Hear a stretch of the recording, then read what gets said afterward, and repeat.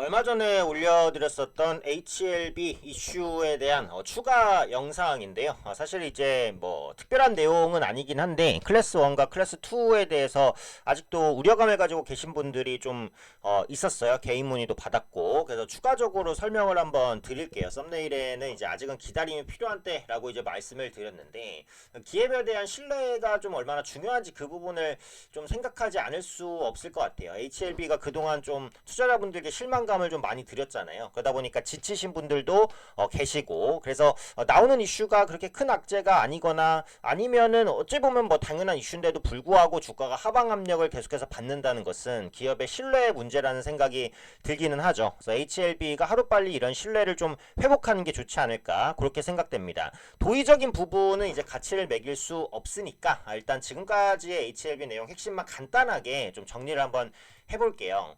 일단 세 가지인데, HLB가 이번에 클래스 2를 받았잖아요. 그래서 클래스 1이 아니라 2다. 이 부분에 대한 실망감에 대해서 설명은 드렸죠. 간단히 다시 말씀드리면, 클래스 1으로 분류되면 접수일로부터 2개월, 클래스 2로 분류되면 6개월 이내에 FDA 허가 여부가 결정됩니다. 근데 이제 시장에서는 일단 올해 안에 FDA 허가가 날 것이다라는 기대감이 있었어요. 그래서 클래스 1으로 분류가 될 경우 올해 안에 FDA 허가가 될 수가 있었잖아요. 그런데 클래스 2로 분류가 되면서 6개월 이내면 이제 내년 3월 뭐 이렇게까지 넘어가니까, 그래서 그때까지 기다리기가 좀 지친 거죠. 그러다 보니까 이제 시장이 하락했다. 이렇게 이제 보시면 될 것 같아요. 다만 좀 더 중요한 얘기를 해볼게요. 클래스 1이 가능했나? 에 대한 부분인데, 어차피 클래스 1은 처음부터 불가능했다라고 보여지는 거거든요. 왜냐? 여기 써드린 내용처럼 FDA의 실사 진행에 대한 기간이 필요합니다. 클래스 2는 기본적으로 공장 실사가 필요해요. 근데 실사라는 게 그냥 하루아침에 되는 게 아니에요. 결국은 그 기간도 필요하고 분석한 이후에 결정할 시간도 필요합니다. 그게 2개월 내로 다 될 수는 기본적으로 없다라는 부분이에요. 왜냐면 예전에 이제 FDA가 그 CRL 발송 당시에 항서제약의 칼렐리주맙 생산시설 관련된 실사를 해야 된다라는 부분을 예전에 이제 밝혔었잖아요. 그래서 5월 달에 있었던 주가 급락도 그 부분에 대한 확인이 필요하다라고 했기 때문에, 그 부분에 대한 확인을 하려면 어차피 그 허가까지 2개월에 하는 거는 불가능하다 라는 부분이에요. 그래서 보안 상황에 대한 확인 차원의 실사가 당연히 필요하다라는 거죠. 이 확인 실사를 이제 뭐라고 하냐면, 이제 BIMO라고 보통 표현을 하는데요. 이 일정을 한번 보시면요. 일단 BIMO는 신약개발사가 임상을 진행한 주요 사이트를 확인하는 절차입니다. 그래서 확인 절차라고 보시면 돼요. 확인 절차라고 보시면 될 것 같고, 그러니까 FDA가 그 이전에 뭐라고 했냐면, 여행 제한 문제로 BIMO 실사를 마무리 짓지 못했다라고 밝혔었고, 그래서 HLB의 이 진행 일정을 이달 말부터 다음 달 중순까지로 통보를 했어요. 근데 다음 달 중순까지 실사를 하고, 그럼 다음 달 실사가 끝나자마자 심사가 마무리가 되어야 되는 거잖아요. 그게 불가능하다는 거죠, 사실상. 네. 한 3개월에서 4개월 정도면 모르겠지만 2개월에는 어쨌든 안 됩니다. 그래서 클래스 2는 사실상 예상할 수 있는 결과였다고 봐도 과언이 아니다라는 부분이죠. 어쨌든 이제 HLB 내에서는 이것도 빠르게 잘 진행되고 있다라고 했는데, 이건 HLB 내부적인 얘기니까 다 100% 이제 믿기는 조금 어렵고, 어쨌든 회사 입장에선 유리한 말만 할 거니까요. 근데 어찌되었던 간에 클래스 1이 아니라 2인 것에 대한 실망감이 반영되는 것은 어쨌든 과도하다. 근데 그럼에도 불구하고 시장이 계속해서 밀린 것은 신뢰에 대한 부분, 그리고 HLB의 실적에 대한 부분이라고 또 봐야겠죠.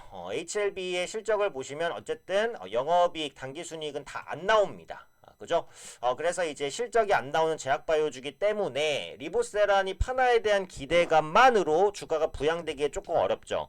그러니까 기존에 이제 매출이나 영업이익이 꾸준히 나오는 이런 제약바이오 주면 이렇게 한두 개에 대한 의존도가 크지 않기 때문에 뭔가 이제 심사 지연이나 이런 이슈가 나와도 주가가 덜 빠지거나 아니면 빠르게 회복할 수 있어요. 근데 HLB 같은 경우에는 사실 이 리보세라닙과 칼레리주맙의 병용요법, 이 부분에 대한 FDA 통과 기대가 거의 대부분의 주가 가치를 차지하고 있으니까 이 하나의 이슈에 휘둘립니다. 그러니까 제약바이오주 중에서도 최근에 실적이 나오는 제약바이오주가 아무래도 좀 더 견고하게 버틸 수는 있어요.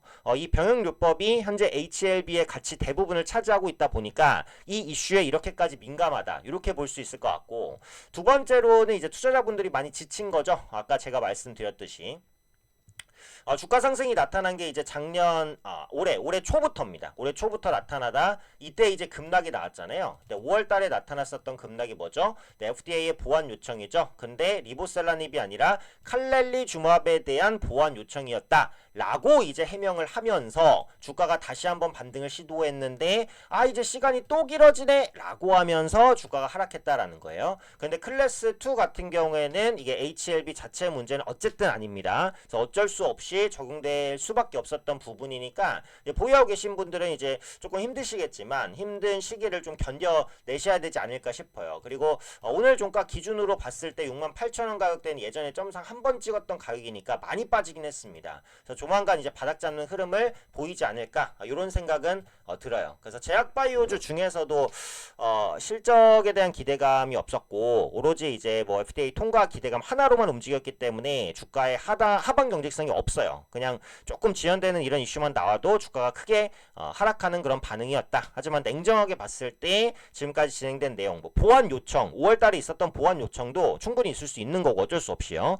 클래스 2도 어쩔 수 없습니다. 2개월 내로는 이제 확정을 내릴 수가 없기 때문에 FDA 입장에서도 클래스 2로 갈 수밖에 없었던 거니까 이런 부분들을 너무 악재로 생각하지 마시고 지금은 어쩔 수 없이 이제 조금 기다리는 그런 전략을 짜실 수밖에 없지 않을까 싶어요. HLB 같은 경우에는 이제 개인적으로도 문의가 많이 들어오는 종목이기 때문에 제가 뚜렷한 뭐 추가적인 이슈가 있을 때마다 이렇게 내용을 좀 설명해 드리는 시간을 갖도록 하겠습니다.